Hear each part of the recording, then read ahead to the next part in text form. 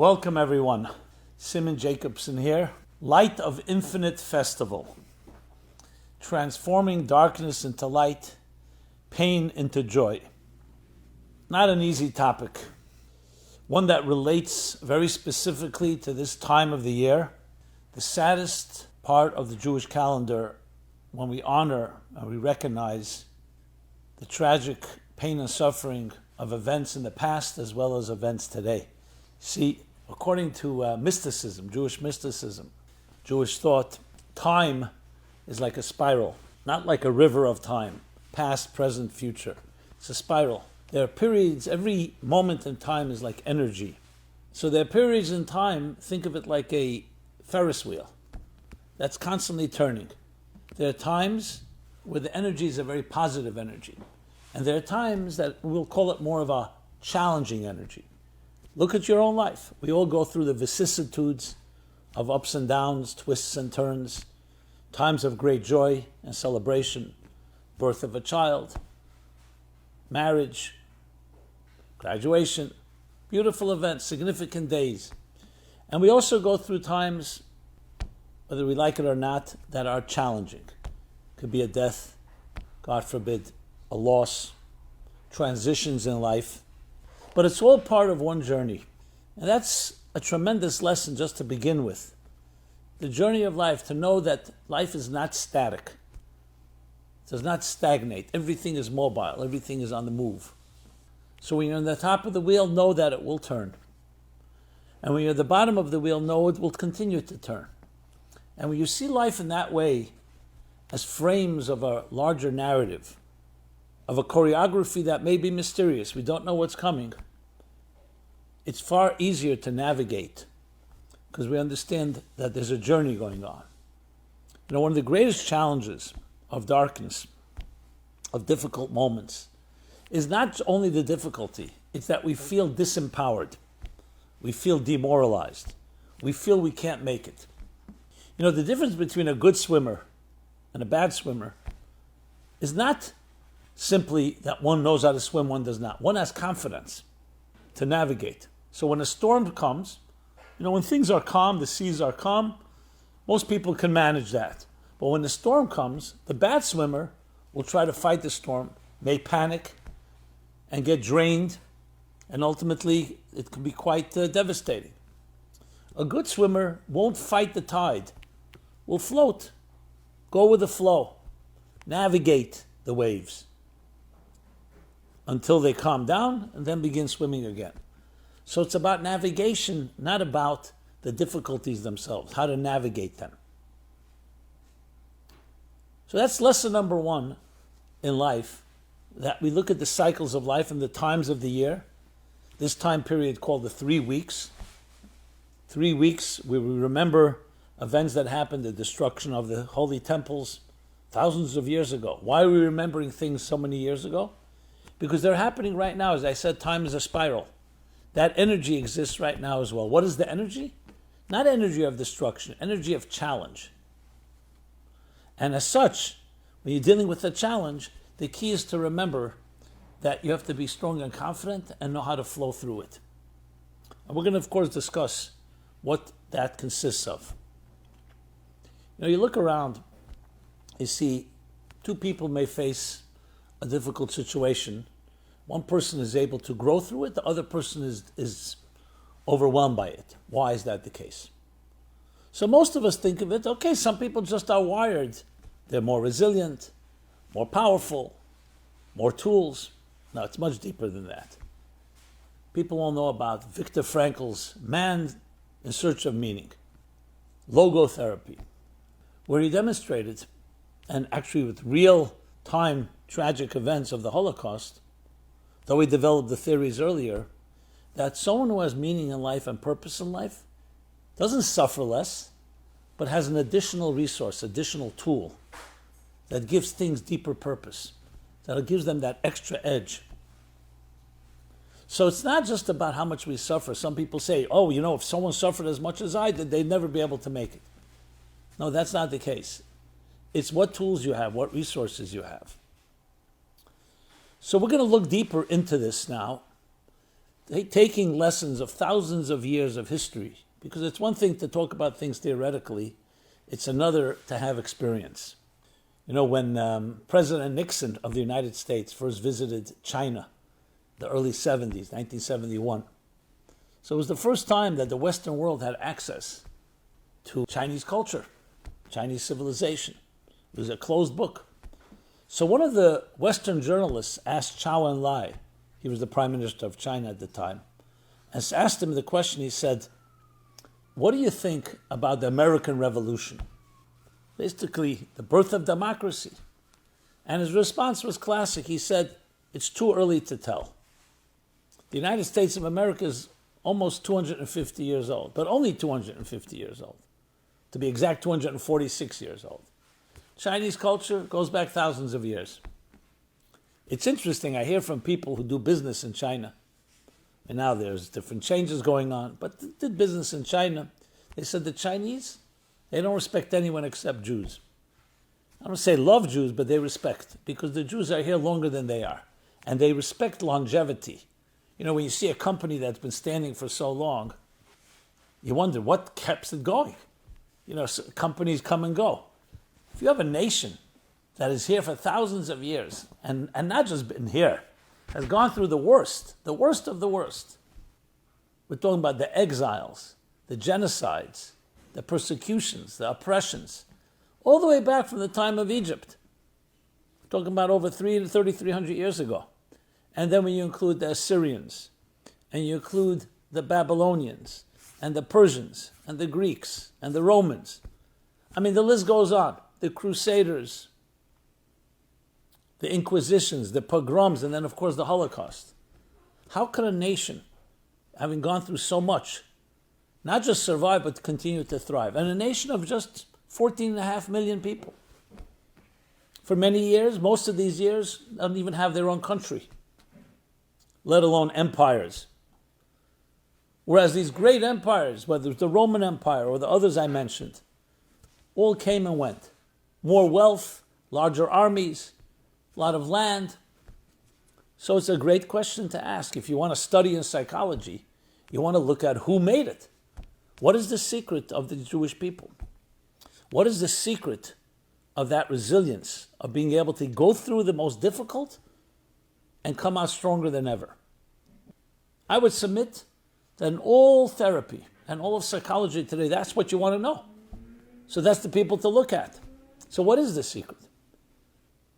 There's a verse in the book of Exodus, right in the beginning, when it talks about how when the Jews were the first institutionalized, the first documented slavery, when the Jewish people were enslaved by the Egyptians. And it says the following, Keshayanu esam, ken yirba v'chen yifritz. As they were oppressed, the people were oppressed, in direct proportion to that, they flourished, blossomed, thrived. How's that possible? You would think oppression would break someone's spirit, would destroy the willpower, would demoralize. But it didn't. It did the exact opposite. I'm not sure who coined this, but they say it about women, but you could say it about people in general. Some people, that they're like a tea bag. You don't know how strong they are until you put them into hot water. It brings out deeper strengths. But how? How is that possible? So this time period is a perfect learning lesson for a topic like this, to teach us all individually what was the secret of these thousands of years. I've spoken to many, many conferences. Recently I was at a conference of psychologists, therapists, mentors in the United States. And the topic was exactly this. It was fascinating to see. Because modern psychology is 100 years old, 150 years old. But here you have a study of a people who've gone through the harshest of the harshest and came out stronger. What do we learn? And how do we look at it? So what we really need to do is dig deeper. We'll call it the anatomy of darkness, the anatomy of suffering, the anatomy of pain. What really lies behind that? I want to begin firstly by saying that God should bless us all, each one of us, We should have the least amount of pain, least amount of suffering, least amount of tragedy in our lives, and hopefully completely free of it. But as long as life is the way it is right now, it's inevitable that everyone's going to have a moment, hopefully a mild moment, but there'll be setbacks, different difficulties, whatever they may be. So how do we understand it? So let's use a scientific example. Everybody's heard of the black hole. A black hole. Black hole was first predicted by Weinstein. Then it was questioned. He even questioned it. And ultimately it was proven. What is a black hole? Black hole is essentially a star. A star in the solar systems or other solar systems. Now, a star we know gives off light. The sun is a star. But why is it called a black hole? Because every body has a gravitational pull. Every celestial body. The gravitational pull is dependent on many different factors. There are bodies where the gravitational pull is so intense that it doesn't even allow light to escape. So when we look out there and we see stars that are sparkling in the skies, whether we see the sun, the moon, other bodies, planets, and you see light, that means their gravitational pull is not that powerful to not allow light to escape. So there is gravity, and some of them are very powerful gravity. However, light still emits from them, and that's why we see light. But there are stars where the gravitational pull, for whatever reason, is so powerful, even light itself cannot escape. Hence, it's called a black hole. So how do we know it exists if you can't see it? The answer is we see its effect on other celestial bodies and other bodies around it. So if you're seeing, for example, an asteroid with a telescope, or some other body hurtling through outer space and is going on a trajectory, elliptic trajectory, a spherical trajectory, this line, that line. So think of a stone flying in the sky, and suddenly you see it makes an erratic movement. It suddenly moves this way when all predictions say it should move straight. So what does that tell you? There must be another force that's subverting and somewhat distorting its orbit. It would be the equivalent of a piece of metal on this table, or put it on a piece of metal. The metal is lying there. Suddenly you see the metal moving in a strange way. So we know it's not magic. It means there must be a powerful magnetic force that is causing that movement. Now the magnet may be invisible. It may be behind a wall. It may be covered up, but it's definitely there. So that's called seeing something, not directly, but meaning seeing the effect. You know there must be something there.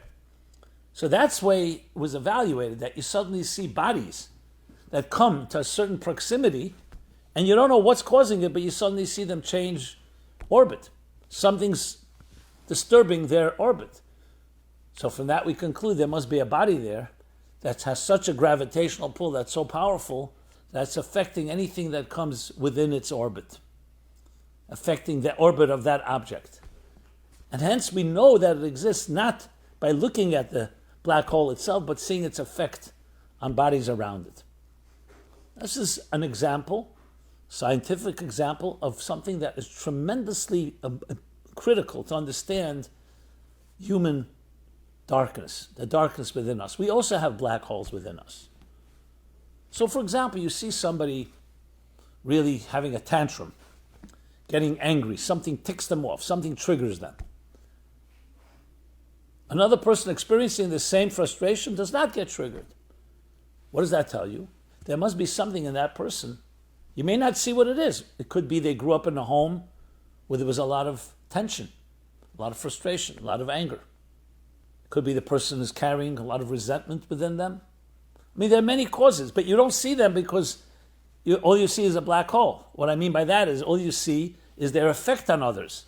Anger, withdrawal. I mean, different ways that we react when we're not comfortable. Some people react with anger and expressing. Some people withdraw, retreat. So all you see its effect on others, like the black hole's effect on other bodies, but you don't see the thing itself because that's part of what negative energy is about. You don't see it. But it's a tremendous amount of energy. Actually, it has even more energy than a star that gives off light. Because the gravitational pull of the black hole is more powerful than the gravitational pull of the star that gives off light. So bottom line is, that negative experiences in life, darkness in life, is actually tremendously powerful energy. The only thing is the energy is not exuding, it's going inward. That's why you'll see people who are in pain, what they usually do is isolate themselves. They close up. They crouch in a fetal position to protect themselves, physically or emotionally. But it's a powerful energy. Why is this vital? Because energy is energy. It's just going in the wrong direction. The same thing in anything in life. Whenever you see someone doing something destructive, that's energy. It's just going in the wrong place. So the challenge here is not to eliminate the energy, it's to redirect it and harness it and turn it into something powerful. I'm not saying that's easy, but that's the anatomy of darkness. And let's take it a step further. I'll go into a more mystical, Kabbalistic concept that you may have heard of. The concept of the tzimtzum. So tzimtzum is a Hebrew word that means concentration, concealment, withdrawal. There are many different ways to translate. What is it referring to? It's actually called the Soid HaTzimtzum, the secret of tzimtzum, the secret of concealment. And it's referring to a doctrine, a concept that Rabbi Isaac Luria, the great holy Arizal, yes, who lived in Tzfat, died at a young age, was perhaps the greatest of all mystics in history. Lived in the 16th century, and he, in his revolutionary teachings, based on previous Kabbalistic writings and ideas, introduced the concept of tzimtzum. Let's explain what that means. Use an example to make it simpler. The words he uses in his classic work called the Eitz Chaim, the Tree of Life, written by his great student, Rab Chaim Vital, who also lived in Tzfat in northern Israel during that period of time. So he writes the following, his quote, and then we'll explain it. Says, initially, and this is not in physical time, we're talking conceptual time. Initially, the only thing that filled all of existence and beyond existence was divine consciousness, what he calls Or Ein Sof, the infinite light, that left room for nothing else. A singularity of consciousness, no space and no room for anything else.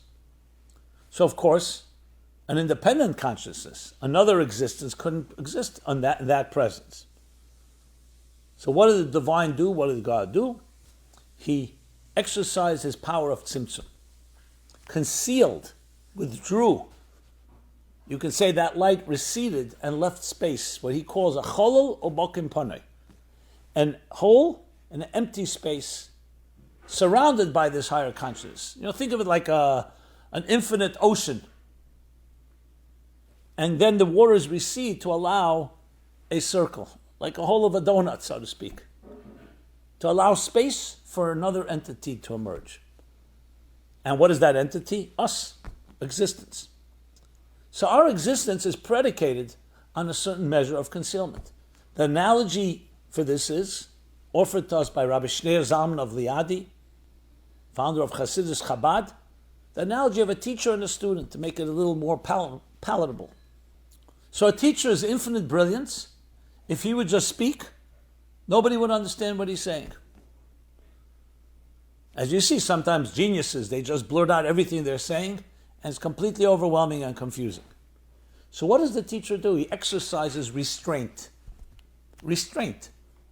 He conceals his brilliance, draws it back within him, he doesn't speak it, to allow room and space for a student to be there and not be completely overwhelmed. So that's step number one. The teacher doesn't become less brilliant as a result. It's all within his mind. He's just not communicating it. So on a conscious level, it's not being dominated by that presence. The pre-tzimtzum state, it's completely dominating. Like he said, no room, no space for anything else. The post-tzimtzum state is a consciousness, an independent consciousness is allowed to enter into that space. But that's not enough. So the next step that Arizal says is that a narrow ray, think of it like a laser beam, he calls it kav v'chut, a line and a thread of light enters from that pre-Tzimtzum state into this empty space, which in the analogy of the teacher and the student, the teacher begins to stream ideas, concepts, ABC, Aleph, Bet, Gimel, essentially spoon-feeding the student step by step so the student can begin to receive the light and then progressively grow step by step, expand his mind, her mind, expand their consciousness until they be able to receive more light, till they can even receive the pre-Tzimtzum light that was there prior to this concealment. That's the process of all education, all parent to child, teacher to student. Now let's apply it on the divine level, that this is exactly what existence is about. The world that we exist in is essentially predicated on some form of concealment. And we must say that, because it's very clear. Look, let's talk again on a scientific level. So we look at objects around us. We see trees, we see birds, the sun, everything that exists around you. With the naked eye, that's what the world appears like. We know today that that's just the surface level, that's the tip of the iceberg. Beneath it lies a molecular structure. You take a cup of water, it's H2O, hydrogen and oxygen. Then you go deeper, there's the atomic level, the atoms that are the building blocks of the molecules. And the atoms have the building blocks of the subatomic particles. And as you go down the rabbit hole, it goes deeper and deeper, and we have not even touched the deepest levels. We've touched the outer levels. Even in the inner, it's still, we know there's more. So take this now to the next step on a spiritual level. There are spiritual energies that lie beneath the surface of it all as well. What the Arizal is teaching us is, if divine consciousness was completely dominant, it would not be possible for us to be independent human beings. We would not have free will. And think of it in very practical terms. The Talmud Yerushalmi, the Jerusalem Talmud, says something interesting. That all human beings are like a part of one organism. And just like it's impossible for a healthy organism to attack itself, would you imagine the right hand hitting the left hand because it misbehaved? No, because they're part of one entity. And if one part is hurting, everyone is hurting. If one part is well, everyone is well. So the same idea applies v'ahavta l'recha kamocha, to love a fellow like yourself, because we're all part of one organism. So then how is it possible that there's so much injustice in the world? Crime, violence, wars. Why is there that disconnect, not just diversity, the divisiveness, the discord, to the point of actual hatred? How is it possible? It's because we're blinded, because we're living in a dark universe. Today science tells us, not just black holes, not just black matter, not just dark matter, dark energy is the majority of the universe. We live in a dark world. Yes, that doesn't mean you can't see with your eyes and the sun isn't shining. It means psychologically, emotionally, darkness. Tzimtzum. So we don't feel that we're part of one organism. And our work, the mission is that we should pierce that tzimtzum, not be deceived by that darkness, and realizing that within it lies tremendous power. This, in Kabbalistic terms, my friends, is the root of all darkness, the root of all pain, the root of all suffering. It would not be existent if you were in a pre-Tzimtzum reality, because then there would be a seamless unity that would be permeating all of existence. There'd be no room for anything opposite. If you and I did not feel separate, there'd never be a situation where one person can hurt another. So indeed, this is how it's understood from a biblical point of view, that when Adam and Eve ate from the tree of knowledge, what they introduced was their independent consciousness, introduced an agenda that was outside of the divine agenda. So think of the world and life being built as a machine. It's all aligned and perfectly aligned with the way the operator wants you to use the machine, but then the machine goes off, has its own agenda. What do you think happens? It will start to break down. So basically, all dysfunctionality, every form of pain, every form of suffering, any dissonance that we experience is essentially an outgrowth of that grand tzimtzum. But here comes the other part of the story. That tzimtzum, like a black hole, contains tremendous energy, just the energy is inverted. It's not the energy of expression, it's the energy of restraint. It's not God's power to reveal, it's God's power to conceal. But we have to understand that concealment is only there to elicit greater strength. An analogy given by the great Mizritcha Magid. Think of a parent, a father, wants to elicit the ingenuity of his child. So what does he do? He hides. He hides in a hiding place. But he hides well. And now the son goes for hide and seek. He's looking for his father, the son, the daughter, whoever it may be. So the reason he's hiding is not because he wants to hide, not because he wants to cause pain, or wants to create the distance, is because he wants to elicit more energy. It's like a challenge. But let's say he hides so well and the child stops seeking. The child says, you know what? I don't have energy for this. And to the point the child begins to think, maybe there is no father. So that's basically the root of all problems, is when we misunderstand what the purpose of the concealment. The concealment was in order to bring out your deeper strengths. Like we said, a black hole has even more energy than a light, than a bright star does.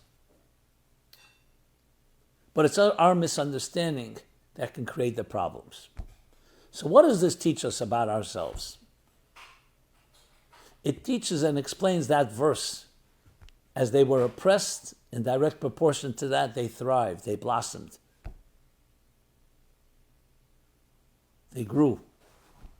Because the ultimate soul, if you wish, the inner anatomy of pain is not negative. It's actually powerful energy. But the energy is concealed. And because it's concealed, it creates that disconnect that we feel. Now, this in no way is to minimize the pain that many of us experience upon a loss, upon a tragedy, upon anything that causes us discomfort. That's very much part of reality, but you need to understand that it's energy. I remember when my father passed away 18 years ago. He was 70 years old. So some call that young, but he lived 70 years. Me and my siblings, we all loved my father very deeply. We grieved, we sat Shiva, we mourned.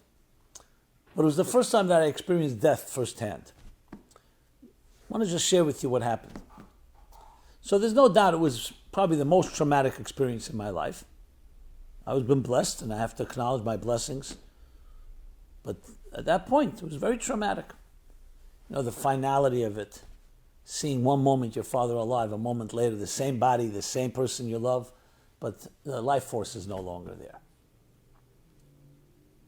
So what it does is, as King Solomon writes, the living shall take to heart, it creates tremendous introspection, soul searching. What is life? What is a soul? Where does a soul go to?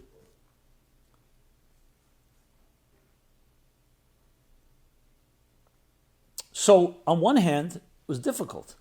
But what ultimately happened was, it did bring out in me unbelievable amount of strengths that I did not have before. So thinking about this analogy, it was very clear to me why. Because grief has tremendous power. If you don't direct it, it can destroy you. It can overwhelm you. But if you can harness it, then you become an extension. I felt like I was extending, as the oldest son of my father's legacy, my father's inspiration, the things I learned from him. So of course I would have loved to be able to be here with him, embrace him, touch him, hold him, communicate. But that doesn't mean there's no energy. It means that the energy has to be harnessed now. And it made me a far greater and stronger person as a result. And much more connected than I ever was. I saw it firsthand. I'm not talking theoretically here. But at the same time, we need to be sensitive. If someone's dealing with a challenging situation, we can't ignore it. We need to be empathy. We don't have to have answers for things, because I'm not coming to explain pain here. I'm not coming to explain tragedy. There is no answer. The answer the Torah tells us all the time whenever anything like that happens is silence. Aaron's children died, unfortunately, prematurely. Vayidem Aaron was silent. When the 10 martyrs were being barbarically killed by the Romans, and the angels and Moses cried out to God, this is Torah and this is its reward, God said, be silent. Silence is the only legitimate response to real human pain. Don't look for explanations. There are some things that cannot be contained by the mind. The most brilliant mind cannot understand a bleeding heart.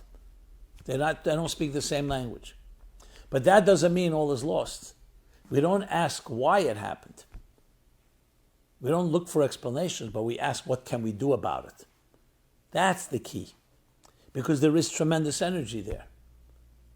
Many people get stuck, and I've seen this, and they can't get beyond, why did it happen to me? Why me? Why not someone else? Why are other people benefiting in life? Why do I have to suffer? The why and the personalizing. What's wrong? And you can become so obsessed and distracted with that you never can move on. Moving on doesn't mean forgetting, but never harness it. It is the healthy approach that you find, and that's what the secret formula of the Jewish people was. They didn't ask why. They said, what are we going to do about it? How are we going to take what happened to us and become better, greater people? You'll see time and again, those that survive the Holocaust, those that survive other tragic events, the ones that grow are the ones that don't have an answer. Their answer is what they do about it. What do they do with that energy? That dark energy, that black hole, how they tap into it and use that to motivate them, to catapult them, like a springboard, to catapult them to build. I have to do something to fill the void of my parents that were killed in the Holocaust, to fill the void of those that were taken from us, innocent souls and lives. Yes, you could sit and despair, you could sit and complain. We definitely have to cry, but then tears have to be taken. As the psalmist, King David writes in the book of Psalms in Tehillim, Hazerim bedima, those that sow with tears, the tears then become like raindrops. Berina yuktsero, they reap with joy. So tears have on one side, yes, it's an expression of pain, of loss, but those very tears also become drops that feed, that nurture the growth of the future. So you need both sides, a time to cry and a time to sow, a time to cry and a time to laugh. And that's what these 3 weeks teach us. That there is darkness in the world, in each one of us. There is pain. But it's not just about ignoring it. You're not ignoring it. You're transforming it. Interesting statement about these days, the fast days. It says we'll transform these days of pain into days of joy. Not just eliminate them. Not just ignore them. It's transforming, because the tzimtzum is not meant to be ignored. The tzimtzum is meant to be tapped into, to transform it. And this is absolutely possible. You see it time and again. I've been blessed to see people who've gone through difficult things and see what kind of people they've turned into. The most refined people I know are people who in some way suffered. But let not this be a discussion on suffering.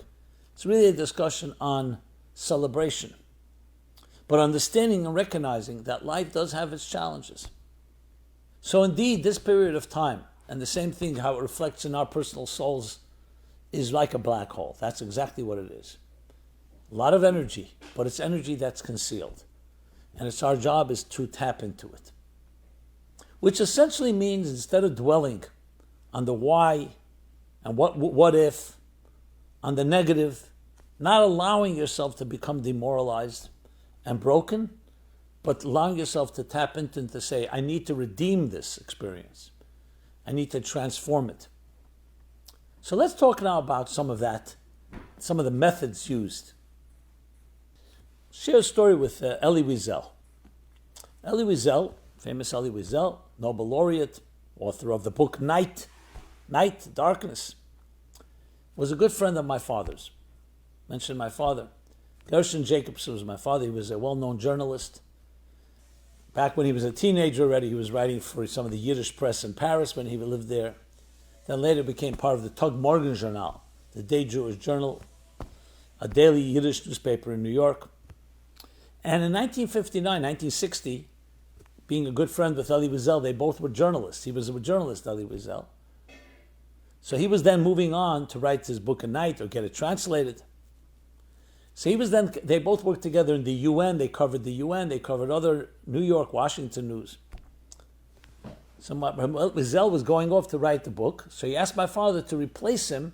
He was the katav, the correspondent for Yediot Achronot, which was then the largest daily Hebrew newspaper, Israeli newspaper.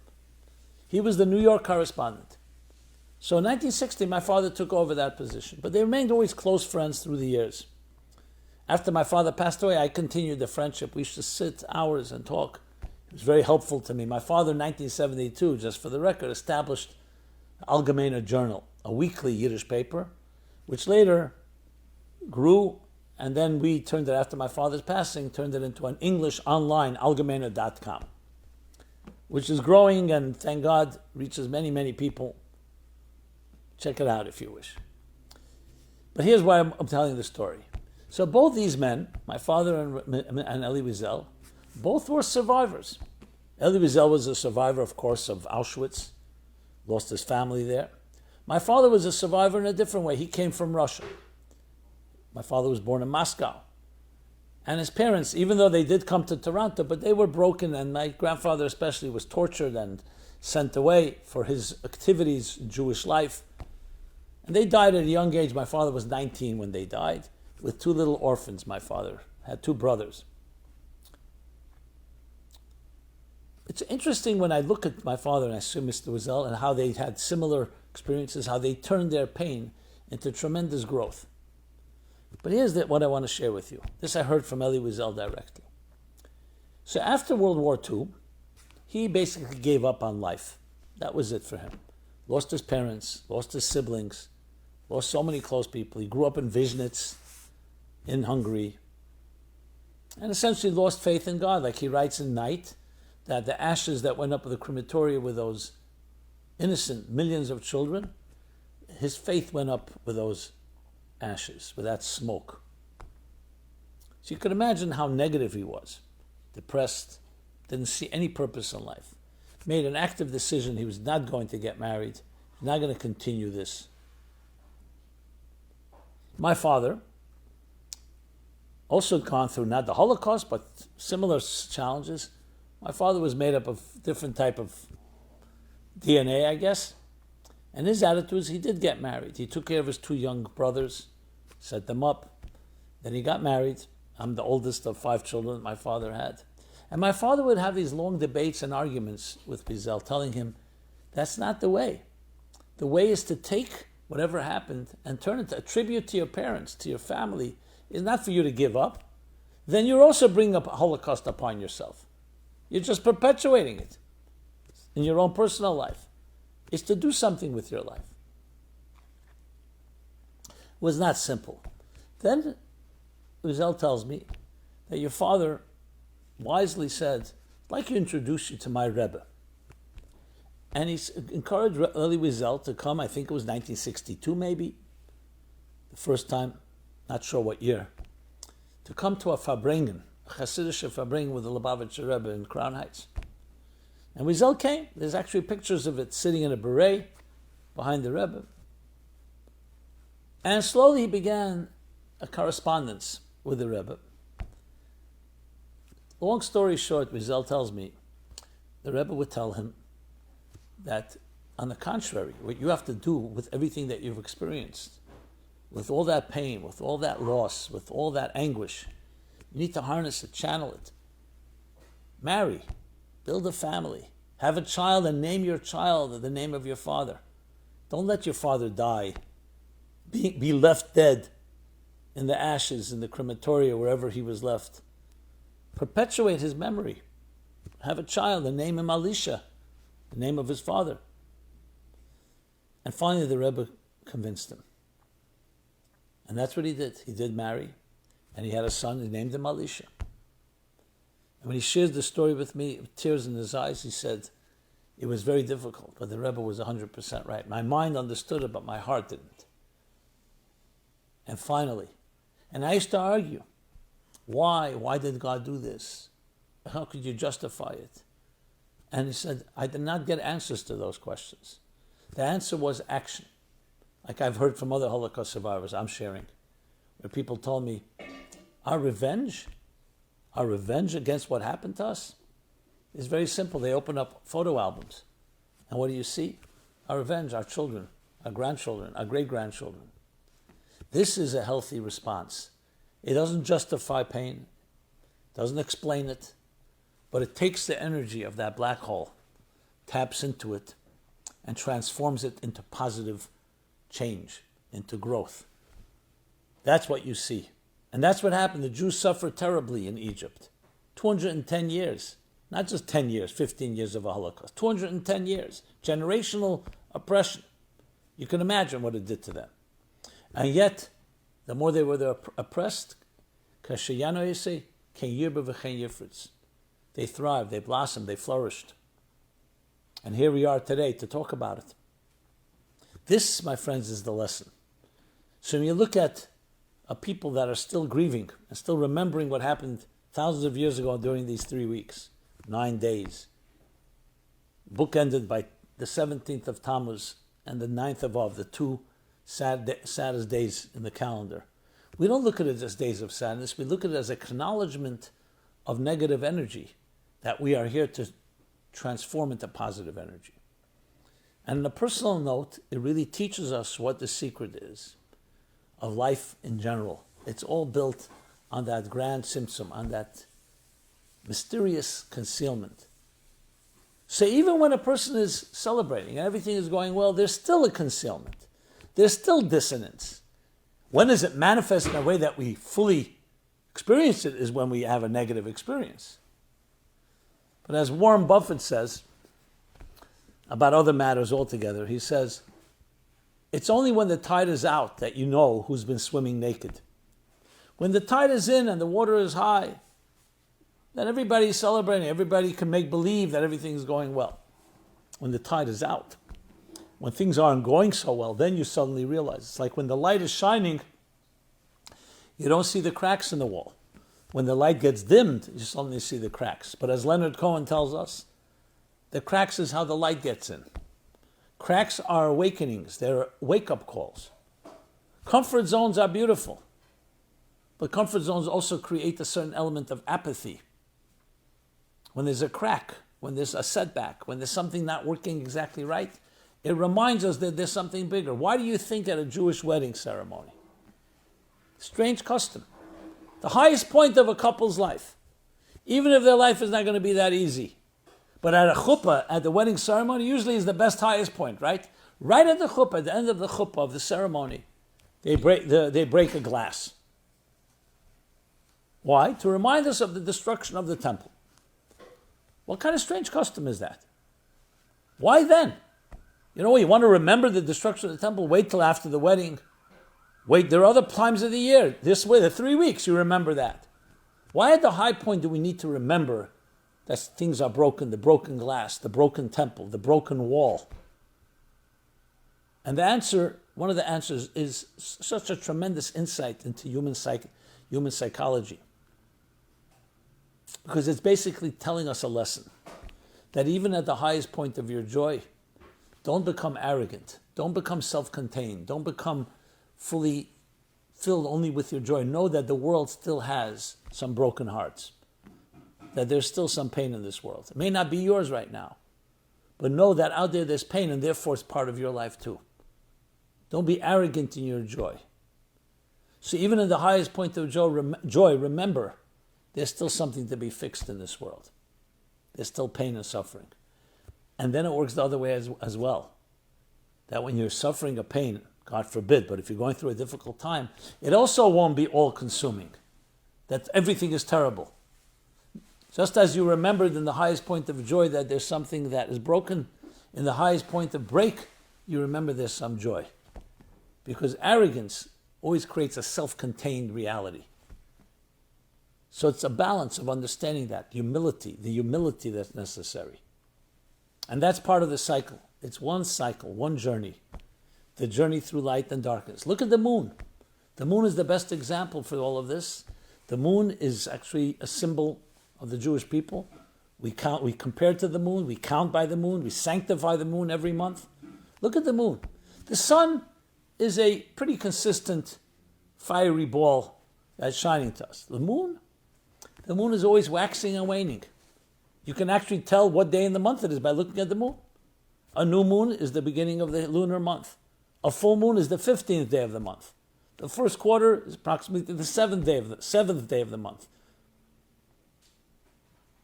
The third quarter is approximately the 22nd day of the month.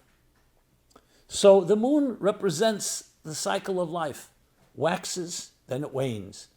And just as it's about to disappear, and does disappear, only to be reborn again. The moon is a perfect example of the cycles of life. And that's why the Jewish calendar is so much around the moon. When is Rosh Hashanah, the New Year?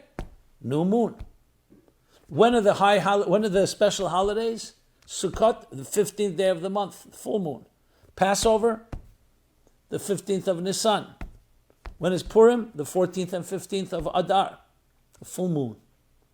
So the moon is symbolic.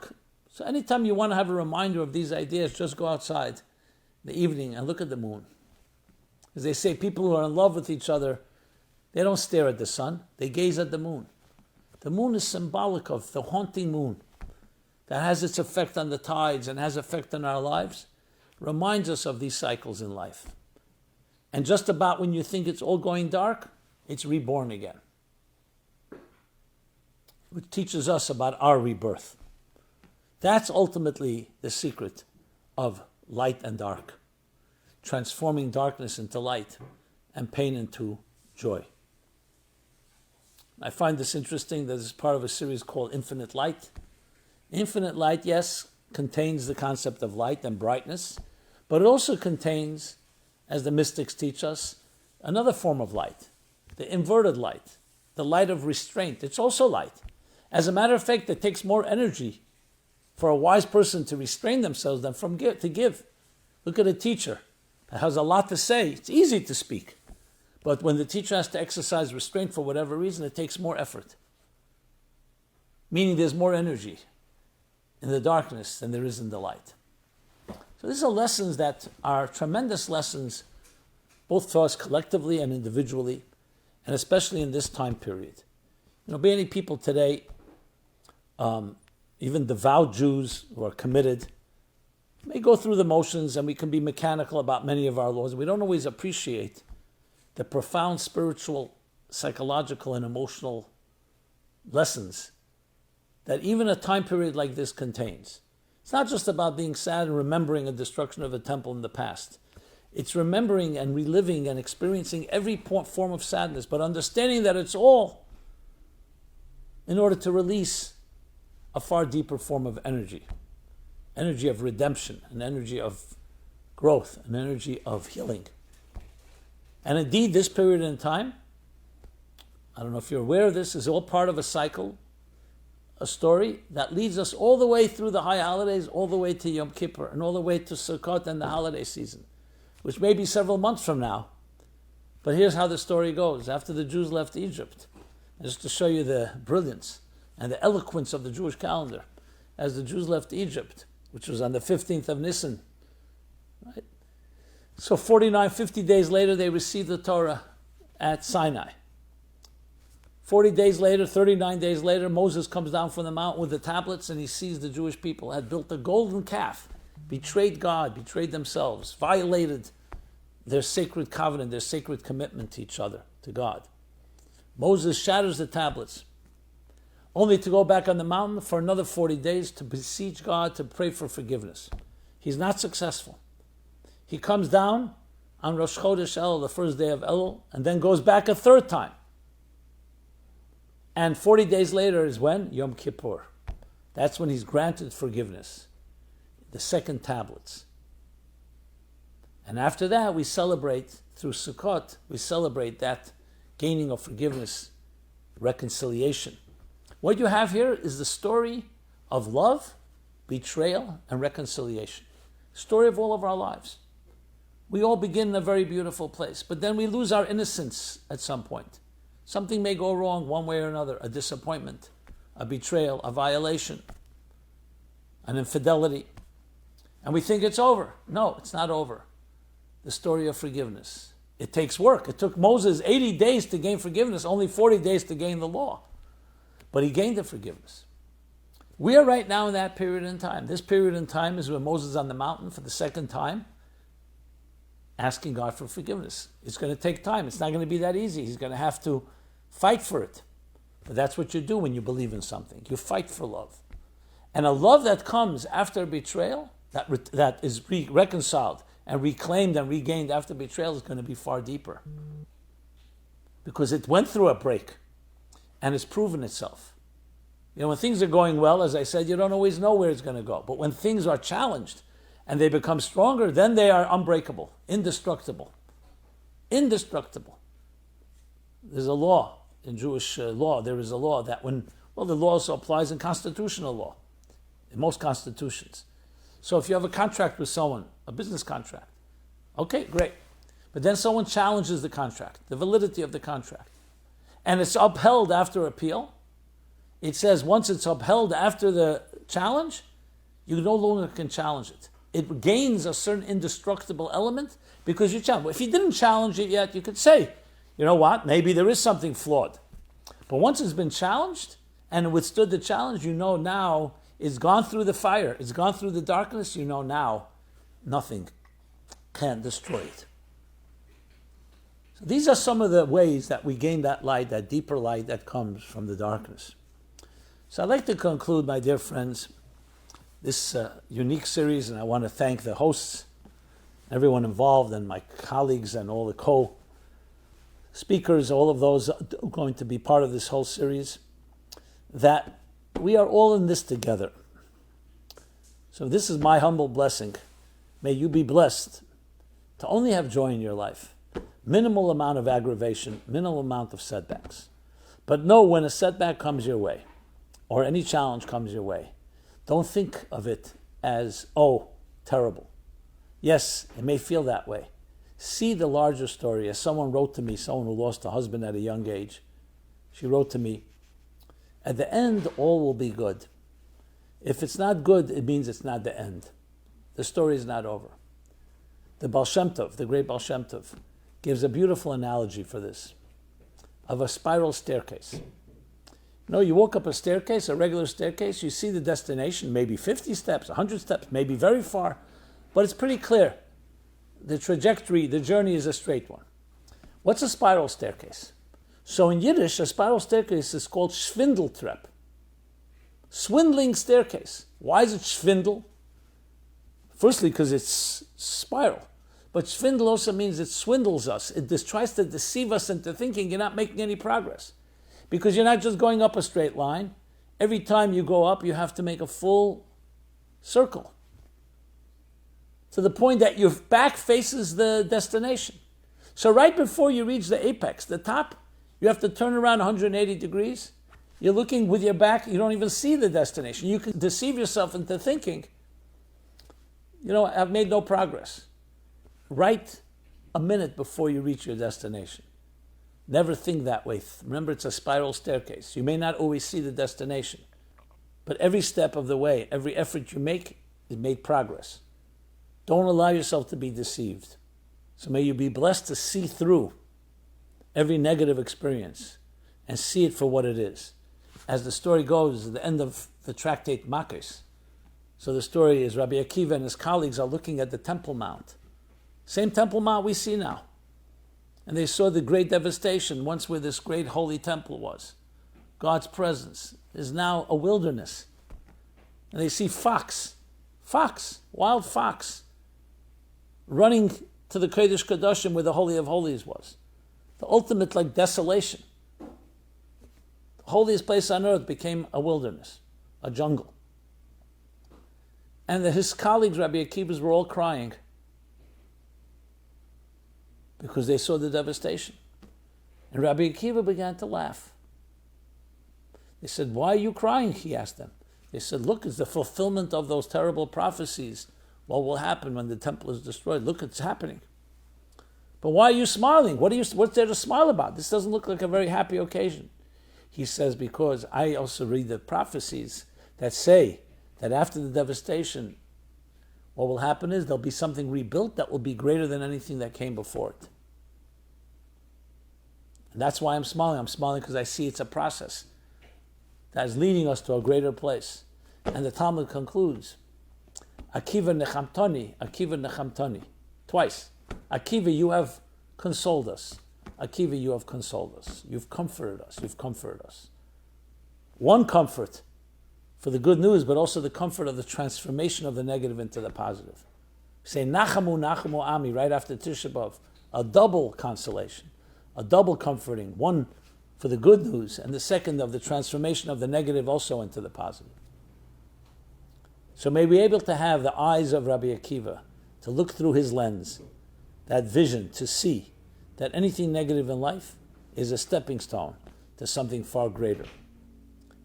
And with that, armed with that vision, let us be able to tap into those experiences, harness them, and direct them to a full transformation of Yehovchu Yom Meil L'Sasana L'Simcha or L'Moedim Tovim, transforming these days to Sasana and Simcha, to joy and celebration, and to Moedim Tovim, to beautiful holidays.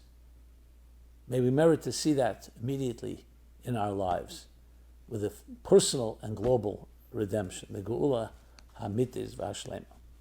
Thank you so much.